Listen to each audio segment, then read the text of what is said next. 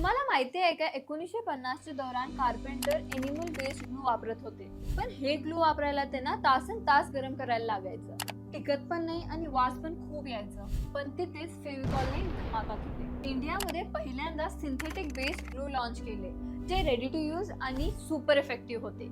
कार्पेंटर्सला हे खूप आवडलं आणि फेविकॉल त्यांचं फर्स्ट चॉईस झालं.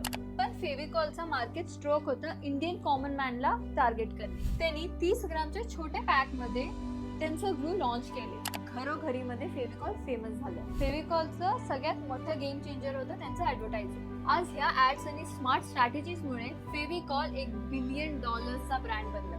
2025च्या फर्स्ट क्वार्टरमध्ये 21% ग्रोथ आणि कंपनीचं टोटल रेव्हेन्यू 3,395 करोड. अशा इंटरेस्टिंग माहितीसाठी फॉलो करा जारक मराठी.